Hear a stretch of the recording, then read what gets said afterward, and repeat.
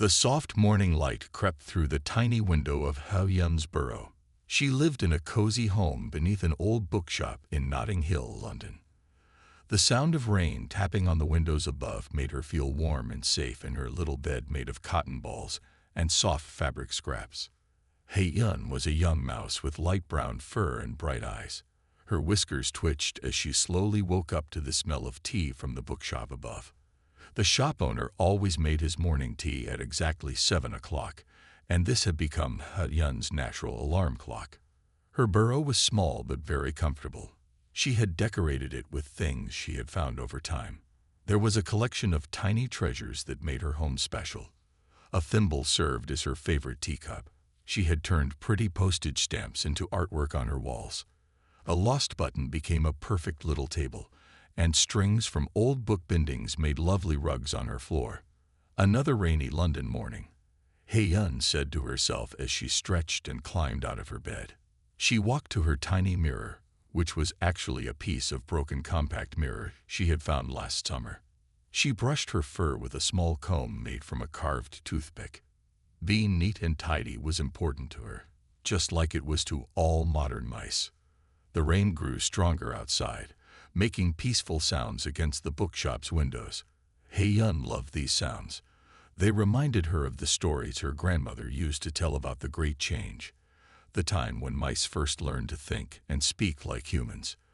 That was 15 years ago, and since then, mice and humans had learned to live together in peace. Yun walked to her kitchen area, where she kept her food in small containers made from acorn caps. She took out some cheese crumbs and a piece of cookie she had saved from yesterday. As she ate her breakfast, she looked at her calendar, which was made from a torn piece of a human's pocket diary. She had marked today with a red dot. It was an important day at the British Library where she worked. The sound of movement caught her attention. Through her round doorway, she could see her neighbor, Jae-ho, already up and about in the tunnel that connected their homes. Jae-ho was an elderly mouse with gray fur and kind eyes. He always wore a tiny scarf made from a piece of silk ribbon. "Good morning, Yun," Jae-ho called out cheerfully. "Would you like to share some morning tea? I found some wonderful chamomile crumbs yesterday." Yun smiled. This was their morning routine, and she always looked forward to it. "Yes, please. I'll bring my thimble cup," she replied, reaching for her special cup. As she got ready to join Jae-ho, Yun looked around her home one more time. The rain made everything feel extra cozy. Her burrow was more than just a home. It was a perfect example of how mice had created their own world while living alongside humans. They took small things that humans didn't need and turned them into wonderful homes and useful items. The morning light grew stronger, filtering through the floorboards of the bookshop above. It made patterns on Yun's floor as she put on her work bag, which was made from a folded paper envelope. Inside, she carried her notebook, made from gathered paper scraps, her special pencil, a broken pencil lead, and her worker's badge that let her enter the mouth sections of the British Library. Today was going to be a good day, Yun thought. Even with the rain, or maybe because of it, everything felt perfect. She adjusted her bag, took her thimble cup, and headed out to join Jae-ho for their morning tea. The day was just beginning, and there were many adventures waiting for her in the big city of London. Yun sat with Jae-ho in his cozy burrow, which was larger than hers and filled with interesting items from his long life. The elderly mouse poured chamomile tea into their thimble cups using a tiny teapot he had crafted from a broken Christmas ornament. The rain continued to fall outside, making their morning tea time even more pleasant. "Did you sleep well, Yun?" Jae-ho asked as he arranged some cookie crumbs on a flat piece of shell that served as a plate. His whiskers twitched with a gentle smile. He always wore his favorite blue silk scarf, even indoors, saying it helped with his old bones. "Yes, thank you," Yun replied, carefully holding her warm thimble cup. "The rain makes sleeping so peaceful." She looked around Jae-ho's home, admiring his collection of tiny objects. There were mechanical parts from old watches, colorful beads, and even a small collection of dried flowers. Jaiho settled into his favorite chair, which was made from half of a walnut shell lined with soft cotton. You know, he began, his eyes twinkling, mornings like this remind me of the Great Change. It was raining just like this when we first realized we could think and speak like humans. Hei-yun leaned forward, eager to hear the story. Even though she had heard it many times, Jiho always remembered new details. "Please tell me about it again," she said, taking a small bite of her cookie crumb.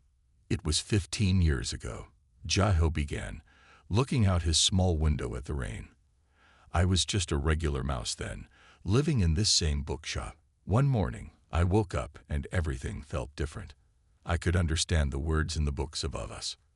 I could think about complex things. And most surprisingly, I could speak." He paused to sip his tea. The humans were scared at first, of course. But the bookshop owner, Mr. Thompson, was different. When he heard me say good morning to him, he didn't run away. Instead, he sat down and talked to me. He became the first human to accept us as thinking beings. Hei-yun nodded, imagining the scene. "Is that why you chose to stay in this bookshop?" she asked, watching as Jiho arranged more cookie crumbs on the shell plate. "Yes, indeed," Jiho smiled. "Mr. Thompson helped other humans understand us. He wrote articles about intelligent mice and invited scientists to speak with us. Soon, mice all over London were coming out of hiding, showing humans that we could be friends." The rain grew stronger outside, and Jiho got up to adjust a small leaf he used to catch any water that might drip through his ceiling. "Those first few years were exciting," he continued. "Humans helped us build proper tunnels between buildings. They made special sections for us in libraries and shops. They even started making tiny tools for us to use." Hei-yun looked at her worker's badge. "And now I can work at the British Library," she said proudly. "All because of mice like you who helped build trust with humans." Jiho nodded, his eyes gentle. "The world is very different now. But we mice haven't forgotten our ways. We still make homes in cozy places, we still love gathering small treasures, and we still help each other." They finished their tea as Jiho told more stories about the early days after the Great Change. He described the first Mouse Council meeting, the creation of the mouse writing system, and how they adapted human technology for mouse use. As the morning went on, Hei-yun knew she needed to prepare for work. She helped Jiho clean their teacups and thanked him for breakfast. "Will you be attending the Cultural Exchange Festival meeting tonight?" she asked as she gathered her things. "Wouldn't miss it," Jiho replied, adjusting his scarf. "I'm going to suggest we perform the traditional mouse dance this year. It's important to keep our old traditions alive, even as we embrace new ways." Hei-yun gave Jiho a gentle hug before leaving. As she walked back to her burrow to get ready for work, she felt grateful for these morning talks. They reminded her of how far mice had come, and how wonderful it was to be part of this special time in mouse history. Hei-yun made her way through the mouse tunnels that connected the buildings of London. These special passages kept mice dry and safe as they traveled around the city. The sound of rain above made the tunnels feel extra cozy. The walls were smooth and lined with tiny lights that mice had adapted from human LED technology. After a short walk, she arrived at the British Library. The mouse entrance was a small, beautifully crafted door hidden behind a wooden panel. Hei-yun showed her worker's badge to the security mouse, who wore a neat blue uniform and carried a tiny flashlight. "Good morning, Hei-yun," the security mouse said with a smile. "Tadwan is already in the archives. He said he has something special to show you today." The mouse section of the British Library was a marvel of tiny engineering. Mice had worked with human architects to create perfect small spaces between the walls and under the floors. Here, they kept their own books, documents, and important papers. Hei-yun walked to her work area, carefully stepping around other mice carrying small scrolls and books. Her desk was made from a matchbox, with a comfortable chair crafted from a cork and soft fabric. She had decorated it with a tiny vase holding a dried flower. "Ah, Hei-yun, you're right on time," Taiwan called out. He was an older mouse with neat gray fur and small round glasses perched on his nose. As the head archivist, he took great pride in teaching younger mice about preserving books.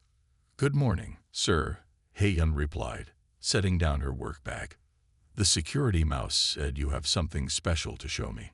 Taiwan nodded excitedly. "Yes, indeed. We received a very important book yesterday. It's one of the first books ever written by mice, just after the Great Change." He carefully lifted a tiny book from his desk. It was no bigger than a postage stamp, but beautifully made. "This is the dawn of mouse wisdom," he explained, placing it gently on a special stand. "It tells the story of how mice first learned to write. We need to make a new copy of it, as this one is getting very old." Heiyun looked at the book with wide eyes. The cover was made of thin leather, and the pages were crafted from the finest paper mice could make. "How do we copy it without damaging it?" she asked. Taiwan showed her a set of tiny tools he had prepared. There was a magnifying glass mounted on a stand, special paper made just for mouse books, and ink that would last for many years. "We will work on this together," he said. "It's very important that we preserve our history for future generations." As they worked, the rain continued to fall outside, creating a peaceful atmosphere in the library. Heiyun carefully helped Taiwan turn the delicate pages. They used special tools to make exact copies of each page, making sure every word was perfectly clear. Other mice would sometimes stop by their desk to look at the historical book. Everyone spoke in whispers, showing respect for this important piece of mouse history. Heiyun felt proud to be trusted with such important work.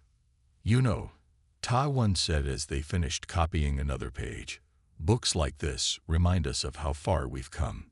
15 years ago, mice couldn't read or write. Now we have our own library, our own books, and our own way of keeping records." Heiyun nodded, carefully cleaning her tiny copying tools. "It's amazing to think about. My friend Jeho tells me stories about those early days." "Jeho is a wise mouse," Taiwan smiled. "He was one of the first to help create our writing system. His name is actually mentioned in this very book."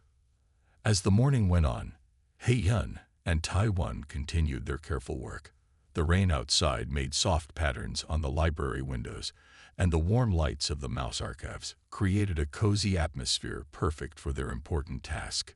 Heiyun felt grateful to be part of preserving mouse history, one tiny page at a time. As the library clock chimed noon, Heiyun carefully put away her copying tools. It was time for her favorite part of the day, lunch with her friends. She said goodbye to Taiwan and made her way through the mouse tunnels to the special cafe hidden behind the library walls. The Mouse Corner Cafe was the finest establishment of its kind in London. The owner, an enterprising mouse named Jeho, had turned an old storage space into a warm and inviting place. The walls were decorated with tiny paintings, and small tables made from buttons were arranged neatly around the room. The sound of rain from outside made the cafe feel even more welcoming. Heiyun spotted her friends right away. Yuna and Donghyuk were sitting at their usual table near the window, which was actually a small crack in the wall covered with clear plastic to keep out the cold. Yuna worked in the technology department of the mouse community, while Donghyuk was a teacher at the mouse school. "Heiyun," Yuna called out, waving her tiny paw. She was a lively mouse with bright eyes and fur that she always kept neat with a small ribbon. "We ordered your favorite, aged cheddar crumbs with a side of cookie pieces." "Thank you," Heiyun said, sitting down at the table. The chairs, made from carved wine corks, were very comfortable. "You won't believe what we're working on at the archives today." Donghyuk leaned forward, adjusting his tiny glasses made from twisted wire. "Tell us all about it. My students love hearing stories from the library." As they enjoyed their lunch, Heiyun told them about the historical book she was helping to copy. Jeho brought their food on small plates made from clean bottle caps, each portion carefully arranged to look beautiful. "Speaking of history," Yuna said, taking a bite of cheese, "we're making great progress on the new mouse phones. We finally figured out how to make the screen small enough for our paws, but still clear enough to read. That's wonderful, Heyun replied. Will they be ready in time for the Cultural Exchange Festival? Dong-hyuk nodded excitedly. My students can't wait to see them. They're already learning about how to use technology responsibly. It's amazing how far we've come from just reading human books to creating our own devices. The rain grew stronger outside, creating a cozy backdrop to their conversation. Other mice in the cafe were enjoying their lunches too, and the air was filled with gentle chatter and the occasional clink of tiny cups. Oh, did you hear about the new human-mouse partnership program? Yuna asked, her whiskers twitching with excitement. They're planning to have mouse advisors work with human architects to make buildings more mouse-friendly from the start. That's perfect timing, Dong-hyuk said. My class is doing a project on mouse architecture. Maybe we could arrange a field trip to see some of the planning meetings. As they talked, Daho brought them small cups of fresh water, served in acorn caps with tiny mint leaves for flavor. The cafe owner took great pride in these special touches that made his establishment unique. Heyun looked at her friends, feeling content. Every day, mice were finding new ways to work with humans while keeping their own special culture. The rain outside, the warm cafe, and the company of good friends made everything feel perfect. They finished their lunch with sweet crumbs of raspberry scone that Daho had collected from the human cafe upstairs. As they prepared to return to work, they made plans to meet again at the Cultural Exchange Festival meeting that evening. Don't forget your umbrella, Yuna reminded Heyun, pointing to the tiny paper parasol she had brought. The rain doesn't look like it's going to stop anytime soon. That's okay, Heyun smiled. Rainy days are the coziest days in London, for mice and humans alike. After lunch, Heyun prepared for her most important task of the day. As a junior archivist, she had the special duty of coordinating between mouse and human librarians. She took out her tiny raincoat, which she had carefully made from a waterproof handkerchief.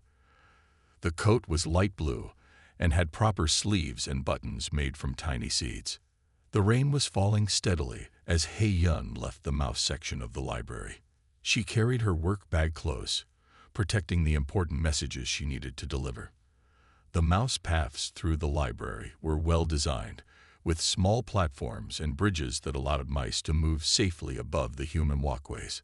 Today, Heyun needed to visit Ms. Roberts, the head human librarian. They had worked together many times before, and Ms. Roberts always kept a special stepladder near her desk so mouse messengers could climb up easily. The ladder was made from painted wood and had comfortable steps just the right size for mouse paws. Good afternoon, Heyun, Ms. Roberts said warmly as the mouse appeared at her desk. I see you came prepared for the rain. The librarian spoke softly, as all humans did when talking to mice. They had learned that loud voices could hurt mouse ears. Heyun removed her raincoat and took out her notebook. Good afternoon, Ms. Roberts. Taiwan sent me with the list of books we would like to make mouse-sized copies of this month. She carefully showed the tiny paper with neat mouse writing on it. Ms. Roberts used her special magnifying glass to read the list. This was a normal part of mouse-human cooperation. Humans had learned to keep tools ready for communicating with their smaller friends. These are wonderful choices, she said. The children's section will be especially happy to have mouse librarians reading to both human and mouse children. As they discussed the book list, a young human girl approached the desk. She looked amazed to see Heyun standing there in her professional clothes. Excuse me, the girl whispered politely. Are you a library mouse? Heyun smoothed her fur and stood up straight. Part of her job was being a good representative of the mouse community. Yes, I am. I work in the mouse archives, and I help coordinate between mouse and human sections of the library. The girl's eyes sparkled with interest. My grandmother told me that mice couldn't always talk to humans. Is that true? Indeed it is, Heyun replied. The great change happened 15 years ago. Before that, we were regular mice. Now we work together with humans to make the world better for everyone. Ms. Roberts smiled at this exchange. Hei-yun is one of our finest junior archivists, she told the girl. The Mouse Library section helps us preserve books in ways we never could before. After finishing her business with Ms. Roberts, Hei-yun made her way back through the library. She had to stop at several other desks to deliver messages and coordinate various library activities. At each stop, she was treated with respect by the human librarians, who valued the careful work of their mouse colleagues. The rain continued outside, making soft patterns on the library windows. Hei-yun took a moment to watch the raindrops slide down the glass. She could see both humans and mice going about their business in the streets below, sharing umbrellas and walkways without any fuss. Finally, Hei-yun returned to the mouse section of the library. She hung up her raincoat to dry and organize her notes from the afternoon's meetings. The sound of rain made the archive room feel especially peaceful as she prepared for her evening activities. The afternoon rain had softened to a gentle drizzle as Hei-yun made her way to her evening class. The Mouse Technology Center occupied a carefully designed space within the walls of a modern office building. Professor Min-ki, a leading expert in adapting human technology for mouse use, had transformed the space into an impressive learning center. Hei-yun arrived early, as she always did, and found her usual seat near the front of the classroom. The room was designed like a small amphitheater, with rows of comfortable seats made from carefully shaped cork. At the front, a tiny screen displayed mouse-sized presentations, powered by special small batteries that the mouse engineers had developed. Professor Min-ki entered the room precisely on time. He was a distinguished mouse with silver fur and bright, intelligent eyes. He wore a tiny pair of spectacles and carried a pointer made from a trimmed toothpick. "Good evening, everyone," he said warmly. "Today we will discuss our newest achievement, mouse-sized mobile phones." The classroom filled with excited whispers. Hei-yun took out her notebook, ready to learn about this amazing development. She watched as Professor Min-ki unveiled a device no bigger than a sequin, yet perfectly sized for mouse paws to handle. "This is the result of 5 years of careful work," Professor Min-ki explained, holding up the tiny phone. "We have adapted human touchscreen technology to work with our paws. The screen is made from special materials that respond to the lightest touch." He demonstrated how the phone worked, projecting its screen onto the larger display so everyone could see. The operating system was designed specifically for mice, with icons that could be easily selected with a paw tip. "We have included all the features that modern mice need," he said proudly. "You can send messages, make calls, and even share photos of your cheese collection." The class laughed at his small joke, but Hei-yun could see how important this invention was. It would help mice stay connected across London, and maybe even across the world. She thought about how useful it would be for her work at the library. Now, Professor Min-ki continued, "Who would like to try it first?" Several paws shot into the air, including Hei-yun's. The professor smiled and handed the device to her. "Careful now. It may take some practice to use it properly." Hei-yun held the tiny phone carefully in her paws.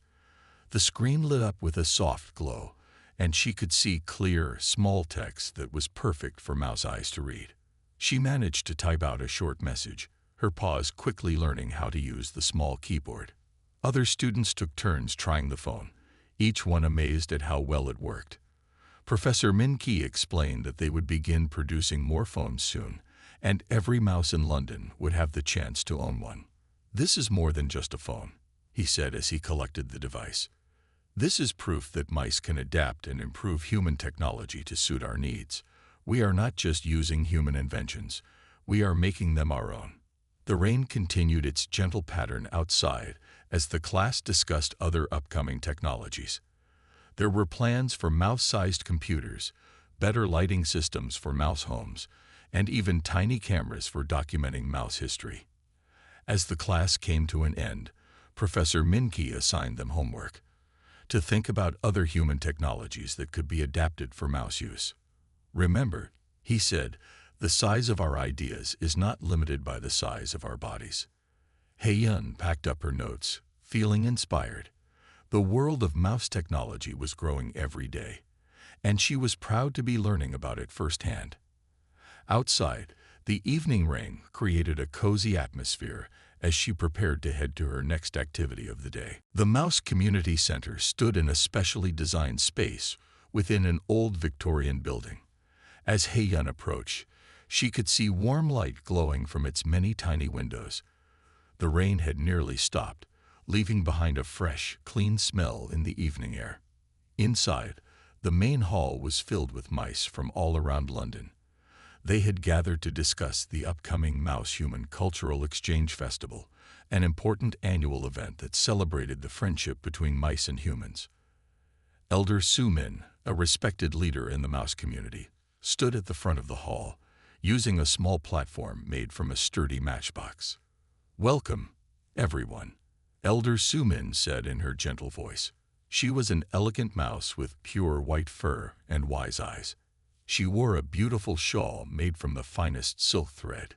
"Tonight, we will plan our contribution to this year's festival." Hei-yun found a seat next to her neighbor Jae-ho, who had also come to the meeting. The chairs were arranged in neat rows, each one crafted from different materials that mice had carefully collected and transformed. Some were made from bottle caps lined with soft fabric, while others were shaped from natural materials like nuts and bark. "As you all know," Elder Su-min continued, "this festival is very important. It helps humans understand our culture, and it helps us share our achievements with the larger community. What shall we present this year?" Many mice raised their paws with ideas. One suggested displaying the new mouse phones that Professor Min-ki had developed. Another thought they should show their architectural designs for mouse-friendly buildings. Jae-ho stood up and shared his idea about performing traditional mouse dances. The dance would show humans how we celebrated even before the Great Change. Jae-ho explained, "It's part of our heritage that we should preserve and share." Hei-yun felt inspired by all the ideas. She raised her paw and waited to be called upon. When Elder Su-min nodded to her, she stood up straight and spoke clearly. "What if we combined old and new? We could perform the traditional dance while using our new technology to project beautiful backgrounds behind the dancers." The room filled with excited whispers. Elder Su-min smiled warmly. "That is a wonderful suggestion, Hei-yun. It shows how we honor our past while embracing our future." The mice spent the next hour planning the performance. Some volunteered to be dancers, while others offered to help with the technical aspects. Hei-yun was chosen to help coordinate between the dancers and the technology team, given her experience working with both old and new mouse traditions at the library. As they worked, the last light of day faded outside. The community center grew even cozier, lit by tiny LED lights that cast a warm glow over everything. Someone brought out a plate of fresh cheese crumbs and tiny cups of warm tea, making the planning session feel more like a family gathering. "This festival will be very special," Elder Su-min said as the meeting drew to a close. "It will show humans that we mice value both tradition and progress. We may be small, but our culture is rich and always growing." Hei-yun felt proud to be part of such an important event. As mice began to leave the community center, they chatted excitedly about their plans. The evening air was cool and fresh after the rain, and the streets of London glowed with tiny lights from both human and mouse homes. Walking home, Hei-yun thought about how wonderful it was that mice could now share their culture openly with humans. The world had changed so much since the Great Change, and it kept changing in beautiful ways every day. The last drops of rain fell softly as Hei-yun made her way back to her cozy burrow beneath the bookshop. The streets of London were quiet now, with only the occasional sound of late-night traffic and the gentle chimes of Big Ben in the distance. The old clock tower's sounds had become a comforting lullaby for both humans and mice over the years. Inside her burrow, Hei-yun lit her small lantern, which cast a warm, gentle light across her home. She carefully hung up her damp coat and changed into her comfortable nighttime clothes, made from the softest bits of fabric she had collected. The rain outside made her home feel even more snug and peaceful. Hei-yun sat at her small desk, which was positioned perfectly under a crack in the floorboards that let in a pleasant breeze. She opened her diary, a tiny book bound in soft leather, and began to write about her day. Her small pencil moved carefully across the paper as she recorded her thoughts. Today was full of wonderful moments, she wrote. This morning, Jeho shared more stories about the Great Change. At the library, Taiyuan trusted me to help copy one of our most important historical books. The afternoon rain made everything feel magical as I carried messages between mouse and human librarians. She paused to sip some chamomile tea from her favorite thimble cup. The sound of the bookshop owner upstairs getting ready to close for the night was familiar and comforting. She continued writing.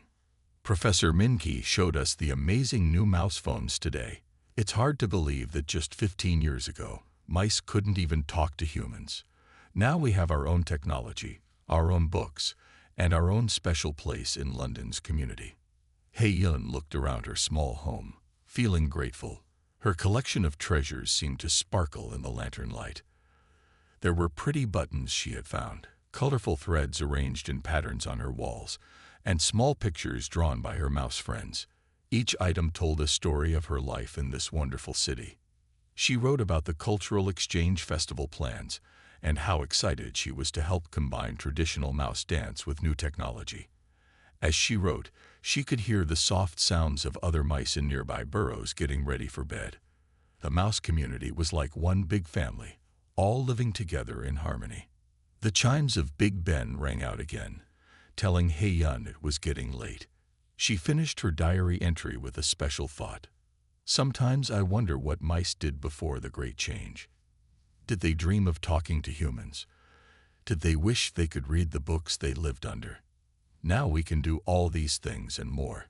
Every day brings new adventures and new ways for mice and humans to work together. Hei-yun closed her diary and placed it carefully on her bookshelf, which held her growing collection of mouse-sized books. She turned down her lantern and climbed into her cozy bed, made soft with cotton balls and lined with silk threads. The rain had stopped completely now, but she could still hear the quiet drip of water outside her window. As she lay in bed, Hei-yun thought about all the wonderful things tomorrow might bring. Perhaps there would be new books to archive, more technology to learn about, or more ways to help mice and humans work together. The possibilities seemed endless. The last thing Hei-yun heard before falling asleep was the gentle ticking of the bookshop's old clock and the peaceful sounds of nighttime London.